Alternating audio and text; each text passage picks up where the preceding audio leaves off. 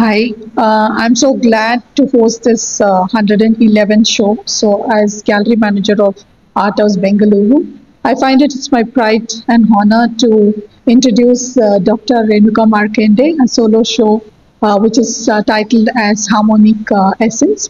And this has been curated by the curator of NGMA, Mr. Darshan Kumar YU.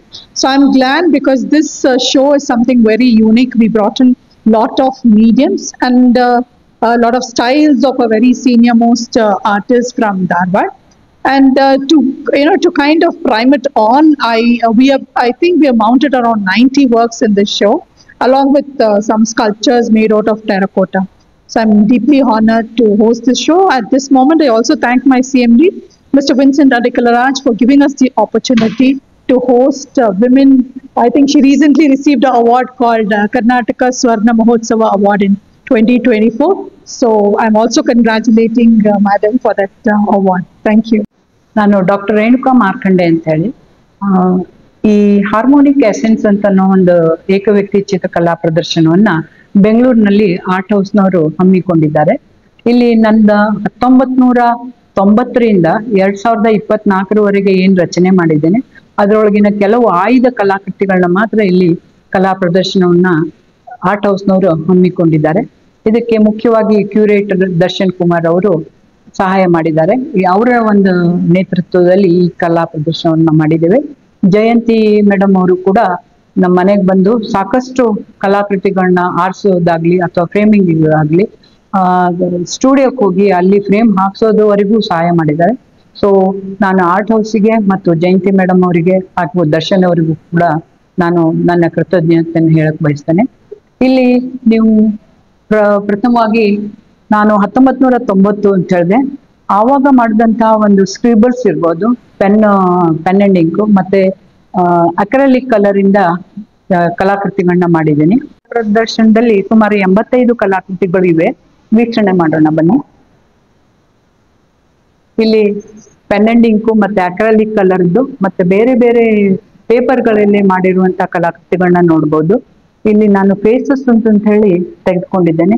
ಅದೇ ರೀತಿ acrylic ಇರ್ಬೋದು ಅಥವಾ mixed media ಇರ್ಬೋದು. ಇಲ್ಲಿ ವ್ಯಾಕ್ಸ್ ಮತ್ತೆ ಪೇಸ್ಟಲ್ ಪೆನ್ನು ಮತ್ತೆ ಇಂಕು ಎಲ್ಲಾನು ಬಳಸ್ಕೊಂಡು ಮಾಡಿರುವಂತಿದೆ. ಇಲ್ಲಿ ಸ್ಕಲ್ಪ್ಚರ್ ಇದೆ, ಶಿ ಅಂತ ಹೇಳಿ 2016ರಲ್ಲಿ ರಚನೆ ಮಾಡಿದಂತಹ ಕಲಾಕೃತಿ ಇದು. ಇಲ್ಲಿ ಟೆರಾಕೋಟಾ ವರ್ಕ್ ಅದು. ಇಲ್ಲಿ ನಾನು ಡ್ರೈ ಬ್ರಷ್ ಇಂದ ಅಕ್ರಲಿಕ್ ಬಣ್ಣದಿಂದ ಪೇಪರ್ ಮೇಲೆ ಮಾಡಿರುವಂತಹ ಫೇಸಸ್ ಮೇಲೆ ಮಾಡಿರುವಂತಹ ಕಲಾಕೃತಿಗಳನ್ನ ತಾವು ವೀಕ್ಷಿಸಬಹುದು. ಇಲ್ಲಿಯೂ ಕೂಡ ಬೇರೆ ಬೇರೆ ಎಚ್ಚಿಂಗ್ ಇರ್ಬೋದು, ಲಿಥೋ ಇರ್ಬೋದು.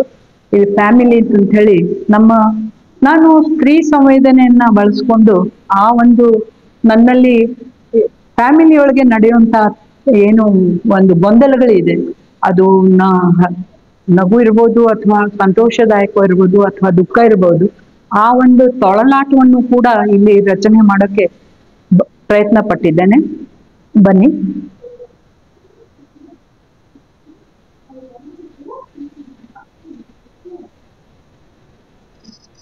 ಈ ಕಲಾಕೃತಿಯೊಳಗೆ ನಾವು ಸಂಸಾರದಲ್ಲಿ ಯಾವಾಗ್ಲೂ ಹೇಳ್ತೇವೆ ಹೆಣ್ಣೆ ಪ್ರಧಾನ ಅಂತ ಹೇಳ್ತೇವೆ. ಹಾಗಲ್ಲ, ಪುರುಷನೂ ಪ್ರಧಾನ.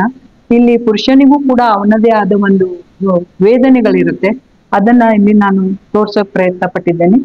ಇಲ್ಲೂ ಕೂಡ ಅದೇ ಒಂದು ಫ್ಯಾಮಿಲಿಯೊಳಗಿನ ಒಂದು ದ್ವಂದ್ವಗಳನ್ನ ಇಲ್ಲಿ ನಾನು ಬೇರೆ ಬೇರೆ ರೀತಿ ಒಂದೊಂದು ಸಾರಿ ನಮ್ಗನ್ಸುತ್ತೆ ನಾವೇ ಎಷ್ಟು ಪುರುಷನಿಗೆ ಅಡಿಯಾಳಾಗಿದ್ದೀವ ಎಲ್ಲ ಕ್ವಶನ್ ಮಾಡ್ತಾ ಇರ್ತೀನಿ ಕಲಾ ಪ್ರದರ್ಶನದಲ್ಲಿ. ಇಲ್ಲೂ ಕೂಡ ನಾನು ಒಂದು ಗುಬ್ಬಚ್ಚೆಯನ್ನು ತಗೊಂಡಿದ್ದೇನೆ.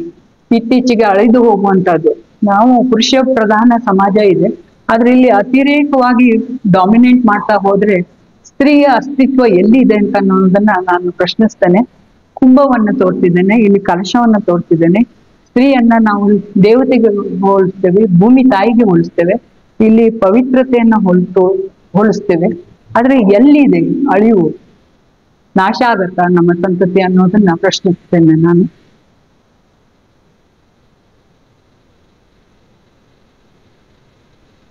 ದೈನಂದಿನ ಜೀವನದಲ್ಲಿ ಇರುವಂತಹ ವಸ್ತುಗಳನ್ನು ಕೂಡ ನಾನು ಸ್ಟಿಲ್ ಲೈಫ್ ಅಂತ ಹೇಳಿ ಬಳಸ್ಕೊಂಡು ಇಲ್ಲಿ ರಚನೆ ಮಾಡಿರೋದಿದೆ. ಪ್ಲಾಸ್ಟಿಕ್ ಮಗ್ ಇರ್ಬೋದು ಅಥವಾ ಸಹಸೋಸುವಿಕೆ ಇರ್ಬೋದು. ಆಕೃತಿಯೊಳಗೆ ಪುರುಷ ಹೆಚ್ಚು ನಗ್ನತೆಯನ್ನ ಬಯಸ್ತಾನ ಅಥವಾ ಯಾವ್ದಕ್ಕೆ ಇಂಪಾರ್ಟೆನ್ಸ್ ಕೊಡ್ತಾರೆ? ಸ್ತ್ರೀ ಅಂದ್ರೆ ನಾವು ದೇವತೆಯನ್ನು ತೋರಿಸ್ತೀವಿ, ಅಥವಾ ಶುಭ ಸಂಕೇತವಾಗಿ ಇಲ್ಲಿ ನಾನು ದೇವದೂತೆಯನ್ನು ಕೂಡ ಇಲ್ಲಿ ರಚನೆಗೆ ಬಳಸ್ಕೊಂಡಿದ್ದೇನೆ. ಕೊಲಾಸ್ ಕಲಾಕೃತಿ ಇದು. ಸೊ ಇಲ್ಲೂ ಕೂಡ ಒಬ್ಬ ಮುಖವಾಡ ಹೇಗಿರುತ್ತೆ ನಮ್ದು, ಸ್ತ್ರೀ ಆಗ್ಲಿ ಪುರುಷ ಆಗ್ಲಿ, ನಾವು ಯಾವ ರೀತಿ ಮುಚ್ಚಿಡ್ತೀವಿ ಕೆಲವೊಂದನ್ನು ಹೊರಗೆ ತರ್ತೀವಿ ಅಂತ ಅನ್ನೋದನ್ನು ಬಳಸ್ಕೊಂಡಿದ್ದೇನೆ. ಇಲ್ಲಿ ಮೀನ್ ಅಂಡ್ ಕ್ಯಾಟ್ ಅಂತ ಹೇಳಿ ತಗೊಂಡಿದ್ದೇನೆ. ಏನಿದೆ ದ್ವಂದ್ವ ಬೆಕ್ಕು ಮತ್ತು ನನ್ನಲ್ಲಿ ಅಂತ ಅನ್ನೋದನ್ನ ಬಳಸ್ಕೊಳ್ತಾ ಇದ್ದೇನೆ. ಕೆಲವೊಂದ್ಸಾರಿ ನಾವು ಹೇಳ್ತೀವಿ ಕವಡೆಗಳನ್ನ ನನ್ನ ಚಿತ್ರದಲ್ಲಿ ಹೆಚ್ಚಾಗಿ ಬಳಸ್ಕೊಳ್ತೇನೆ. ಯಾಕಂದ್ರೆ ನಮ್ಮ ಸಮಾಜದಲ್ಲಿ ಏನಿದೆ ಅಂತಂದ್ರೆ, ಜೀವನ ಅನ್ನೋದು ಕರ್ಮಣ್ಯೇವಾಧಿಕಾರಸ್ತು ಮಹಾಫಲೇಶು ಕದಾಚನ ಅಂತೀವಿ ಖರೆ, ಆದ್ರೆ ನಮ್ಮ ಜೀವನದಲ್ಲಿ ಬರೀ ಹೊರಸ್ಕೋಪ್ ಅಲ್ಲಿ ಬರುವಂತ ಅದೇನು ವಿಧಿ ಆಟನ, ಹೆಣ್ಣು ಏನು ಪುರುಷನಿಗೆ ಪ್ರಧಾನವಾದ ಜೀವನ ಇದ್ರೂ ಕೂಡ ಹೆಣ್ಣಿಗೆ ಅಸ್ತಿತ್ವ ಇಲ್ಲವಾ ಅಂತ ಅನ್ನೋದನ್ನ, ನನ್ನ ನಂಬಿಕೆಗಳನ್ನ, ಮೂಢನಂಬಿಕೆಗಳನ್ನ ಅಥವಾ ಅಸ್ತಿತ್ವವನ್ನ ಪ್ರಶ್ನಿಸ್ತಾ ಹೋಗ್ತೇನೆ. ಇಲ್ಲೂ ಕೂಡ ಒಂದು ಬುಲ್ ಅಂತ ಹೇಳಿ ತೆಗೆದುಕೊಂಡಿದ್ದೇನೆ. ಇಲ್ಲಿ ಯಾವ್ದು ಡಾಮಿನೇಟ್ ಮಾಡತ್ತೆ, ಬುಲ್ಲೊಳಗೆ ಸ್ತ್ರೀ ದಳ ಅಥವಾ ಹಕ್ಕಿಯನ್ನು ಕೂಡ ನಾನು ಅಲ್ಲಿ ಚಿತ್ರಿಸೋಕೆ ಪ್ರಯತ್ನಿಸಿದ್ದೇನೆ. ಯಾಕಂದ್ರೆ ಎಷ್ಟು ಕೋಮಲ ಇದೆ ಸ್ತ್ರೀ ಅಂತ ಅನ್ನೋದನ್ನ ಅಲ್ಲಿ ನಾನು ಪ್ಯಾರಲಲ್ ಆಗಿ ಪ್ರಶ್ನಿಸ್ತೇನೆ, ಮತ್ತೆ ಆ ಚಿತ್ರವನ್ನ ರಚನೆ ಮಾಡಕ್ಕೆ ತೋರಿಸ್ತಾ ಇದ್ದೇನೆ. ಇಲ್ಲೂ ಕೂಡ ಸ್ತ್ರೀ ಎಷ್ಟೋ ಸಾರಿ ನನ್ನೊಳಗೆ ಪುರುಷ, ಪುರುಷನೊಳಗೆ ಸ್ತ್ರೀ ಅಂತ ಅನ್ನೋದನ್ನ ನಾನು ಹೇಳ್ತೀನಿ. ಇಲ್ಲಿ ಸ್ತ್ರೀಯನ್ನ ಅವನಿಗೆ ಹೇಗೆ ನೋಡ್ತಾನೆ, ತುಂಬಾ ಸುಂದರವಾಗಿರ್ಬೇಕಾ, ಅಥವಾ ಕಪ್ಪಾಗಿದ್ರೆ ಸ್ತ್ರೀಗೆ ಅಸ್ತಿತ್ವ ಇದೆಯೋ ಇಲ್ವೋ, ಅವಳ ಒಂದು ಇರುವಿಕೆಯನ್ನ ಗಮನಿಸ್ತಾರೋ ಇಲ್ವೋ. ನಾವಿಲ್ಲಿ ಕುಂಭವನ್ನ ತಗೊಂಡಿದ್ದೇನೆ. ಸ್ತ್ರೀಯ ಒಡಲು ಅದು ಫಲವತ್ತತೆಯ ಸಂಕೇತ ಅಂತ ಅನ್ನೋದಕ್ಕೆ ಖಾಲಿ ತೋರಿಸಿದ್ದೀನಿ ನಾನು. ಯಾಕಂದ್ರೆ ಪ್ರಶ್ನೆ ಕೆಲವೊಂದು ನಾವು ಚಿತ್ರ ರಚನೆ ಮಾಡಬೇಕಾದ್ರೆ ಸಿಂಬಲಕ್ಕಾಗಿ ರೂಪಗಳನ್ನ ಬಳಸ್ಕೊಳ್ತೇವೆ. ಈ ಚಿತ್ರದಲ್ಲಿ ಬುಲ್ಲನ್ನ ತೋರಿಸಿದ್ದೇನೆ.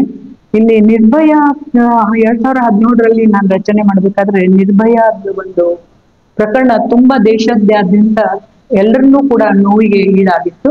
ಸ್ತ್ರೀಯಾಗಿ ನನಗೂ ಕೂಡ ಅದು ಬಹಳಷ್ಟು ವಿಚಾರಕ್ಕೆ ಹತ್ತಿತ್ತು ಮತ್ತೆ ಬೇಜಾರಾಗಿತ್ತು. ಇಲ್ಲಿ ಟ್ರಿಂಪು ಮಾಡಿದಂತ ಒಂದು ಬುಲ್ಲು ಒಂದು ಕೋಮಲತೆಯನ್ನು ಕೂಡ ನೋಡ್ದೇನೆ ಉಳಿತಾ ಹೋಗ್ತಾ ಇದೆ. ಇಲ್ಲಿ ಸ್ತ್ರೀಯನ್ನ ಪೂರ ಸಂಹಾರ, ಅವಳು ಒಂದು ಜೀವನವನ್ನೇ ನಾಶಪಡಿಸಿದ್ರು ಕೂಡ ಅದಕ್ಕೆ ಇದಿಲ್ಲ ಅಂತ ಅನ್ನೋದನ್ನ, ಪುರುಷ ಯಾವ ರೀತಿ ನಡ್ಕೊಳ್ತಾನೆ ಅಂತ ಅನ್ನೋದನ್ನ ತೋರ್ಸೋಕ್ ಪ್ರಯತ್ನ ಪಟ್ಟಿದ್ದೆ. ಸ್ತ್ರೀಯನ್ನ ನಾನು ಇಲ್ಲಿ ಮತ್ತೆ ಭೂತಾಯಿಗೆ ತೋರಿಸ್ತಾ ಇದ್ದೇನೆ. ಸೊ ಇಲ್ಲಿ ಬಾಳೆ ಗಿಡವನ್ನ ತೋರಿಸಿದ್ದೇನೆ ಫಲವತ್ತತೆಯನ್ನ ತೋರ್ಸೋಕೆ. ಅದೇ ರೀತಿ ಮಲ್ಲಿಗೆ ಹೂವು ಅಂದ್ರೆ ಅವಳು ಇರುವಿಕೆಯೇ ಒಂದು ಪುಣ್ಯ, ಅಥವಾ ಅವಳ ಇರುವಿಕೆಯಿಂದ ಪುರುಷನ ಅಥವಾ ಜಗತ್ತಿಗೆ ಒಂದು ಫಲವತ್ತತೆಯನ್ನಾಗ್ಲಿ ಅಥವಾ ಒಂದು ಒಳ್ಳೆ ಜೀವನವನ್ನ ಸಾಗಿಸಕ್ಕೆ ಅವಳು ಕೂಡ ಅಷ್ಟೇ ಪ್ರಮುಖ ಸ್ಥಾನವನ್ನ ಜೀವನದಲ್ಲಿ ಇದೆ. ಭೂಮಿ ಇಲ್ಲ ಅಂದ್ರೆ ನಮ್ ಬದುಕೇ ಇಲ್ಲ ಅಂತ ಅನ್ನೋದನ್ನ ನಾನು ಇಲ್ಲಿ ಬೇರೆ ಬೇರೆ ಒಂದು ರೂಪಗಳನ್ನ ಬಳಸ್ಕೊಂಡ್ ಮಾಡಿದ್ದೇನೆ. ಮನೆಗಳನ್ನು ಕೂಡ ಚಿತ್ರಿಸಿದ್ದೇನೆ. ಇಲ್ಲೂ ಕೂಡ ಕಾರ್ಡ್ಗಳನ್ನ ಬಳಸ್ಕೊಂಡಿದ್ದೇನೆ. ಸೊ ಸ್ತ್ರೀಯ ಅಸ್ತಿತ್ವ ಮತ್ತೆ ಭೂಮಿ ಎರಡು ಒಂದೇ ಅಂತ ಹೇಳಿ ಪ್ಯಾರಲಲ್ ಆಗಿ ಚಿತ್ರಿಸೋಕೆ ಪ್ರಯತ್ನ ಪಟ್ಟಿದ್ದೇನೆ. ಇಲ್ಲೂ ಕೂಡ ಅದೇ ರೀತಿಯ ಪೆನ್ಸಿಲ್ ಇಂದ ಮಾಡಿದಂತ ಕಲಾಕೃತಿ ಇದು.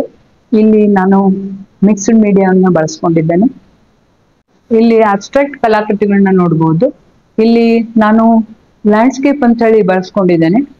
ಮಾಮೂಲಿಯಾಗಿ ಲ್ಯಾಂಡ್ಸ್ಕೇಪ್ಗಳನ್ನ ನಾವು ರಚನೆ ಮಾಡಬೇಕಾದ್ರೆ ಒಂದು ಗಿಡನೋ ಅಥವಾ ಮನೆಗಳನ್ನೋ ಅಥವಾ ಭೂಮಿಯನ್ನ ಇದು ಮಾಡಿದ್ರೆ, ಇಲ್ಲಿ ಆ ರೀತಿ ಇಲ್ಲ. ನಾನು ಅಬ್ಸ್ಟ್ರಾಕ್ಟ್ ಆಗೇನೆ ಇಲ್ಲಿ ಕ್ರಿಯೇಟ್ ಮಾಡಕ್ಕೆ ಪ್ರಯತ್ನ ಪಟ್ಟಿದ್ದೇನೆ. ಇಲ್ಲೂ ಕೂಡ ನಾನು ಬ್ಲಾಕ್ ಅಂಡ್ ವೈಟ್ ಅಲ್ಲಿ ಚಿತ್ರವನ್ನ ರಚನೆ ಮಾಡಕ್ ಬಳಸಿದ್ದೇನೆ.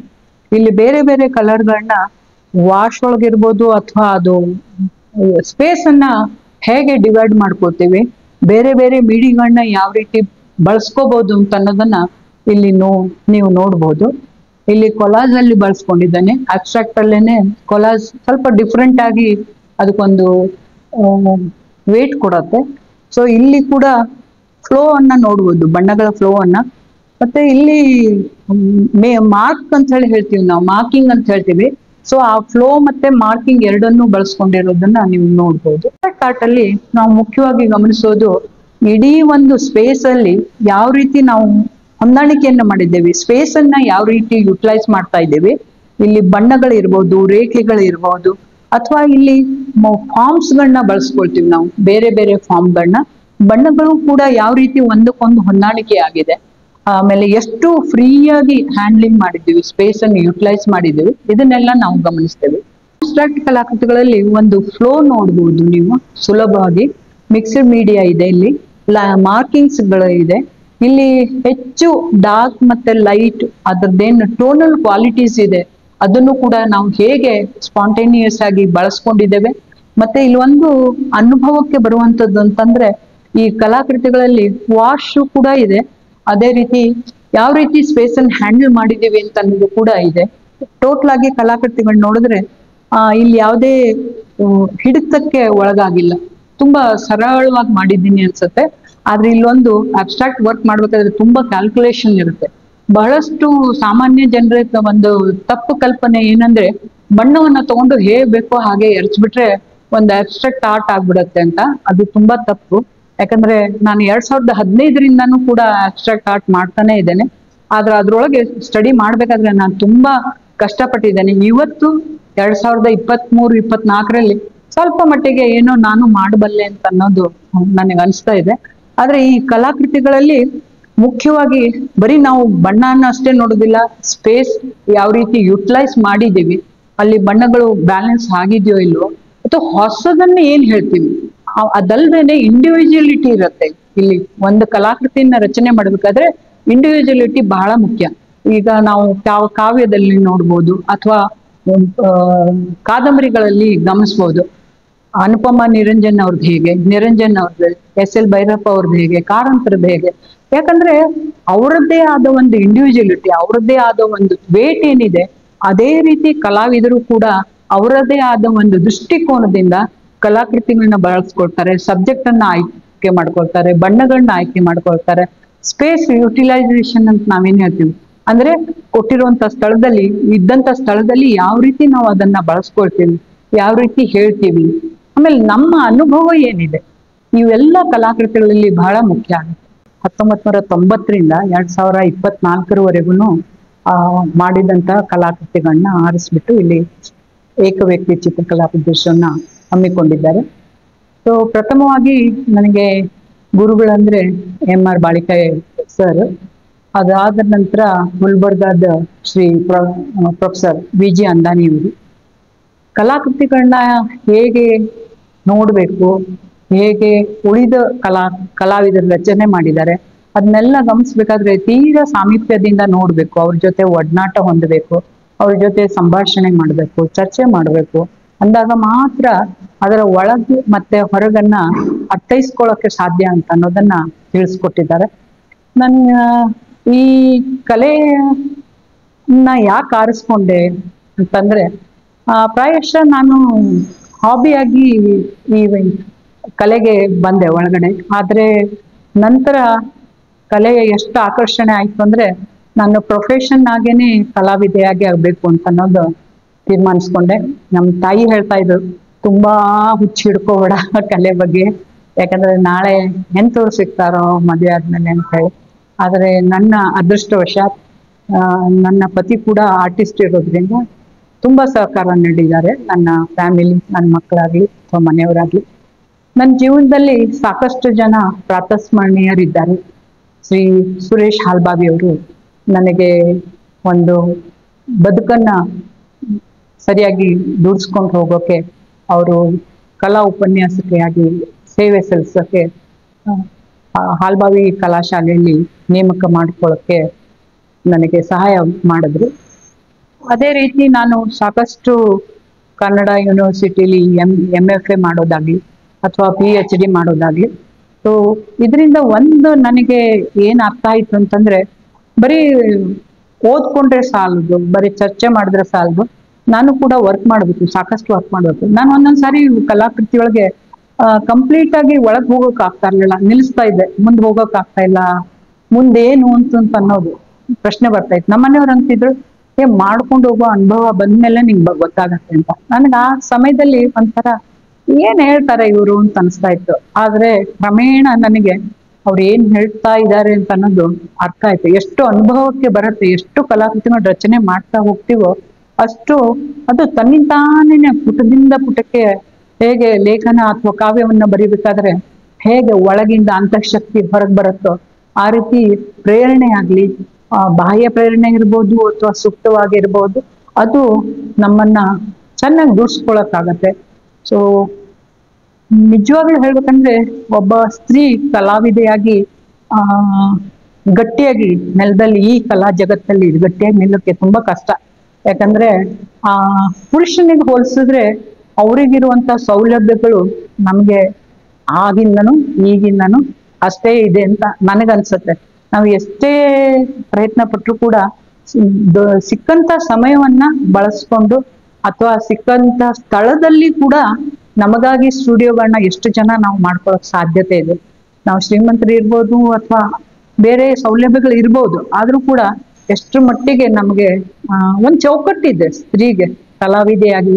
ಯಾಕಂದ್ರೆ ಇವತ್ತು ಹಾಗಿರ್ಲಿಕ್ಕಿಲ್ಲ, ಆದ್ರೆ ನಮ್ಮ ಪೀಳಿಗೆಯಲ್ಲಿ ಸಾಕಷ್ಟು ಚೌಕಟ್ಟಿತ್ತು. ನನ್ನ ಕಲಾ ಫೀಲ್ಡ್ ಅಲ್ಲಿ ಏನ್ ಸ್ನೇಹಿತರು ಬಂದಿದ್ರು ಅವರೆಲ್ಲ ಸ್ನೇಹಿತೆಯರು ಸುಮಾರು ಜನ ಅರ್ಧ ಮೊಟಕುಗೊಳಿಸಿದ್ದಾರೆ, ಶಿಕ್ಷಣವನ್ನು ಮೊಟಕುಗೊಳಿಸಿದ್ರು ಅಥವಾ ವೃತ್ತಿ ಜೀವನವನ್ನೇ ಮೊಟಕುಗೊಳಿಸಿದ್ರು. ಮುಂದೆ ಕಲಾಕೃತಿಯನ್ನೇ ಮಾಡದೇ ಇರೋರು ಇದ್ದಾರೆ. ತುಂಬಾ ಸ್ಕಿಲ್ಡ್ ಇದ್ದಂತ ನುರಿತ ಕಲಾವಿದೆಯರು ಆಗಿದ್ರು ಕೂಡ ಅವರು ಮುಂದುವರ್ಸೋಕ್ಕಾಗಿಲ್ಲ. ಸೊ ದುರ್ದೈವ ಅನ್ಸುತ್ತೆ ನನಗೆ. ಇಲ್ಲಿ ಕಲಾಕೃತಿ ರಚನೆ ಮಾಡ್ಬೇಕಾದ್ರೆ ಬರೀ ಒಂದು ಸಬ್ಜೆಕ್ಟ್ ಅನ್ನ ಆರಿಸ್ಕೊಳ್ಳೋದಲ್ಲ.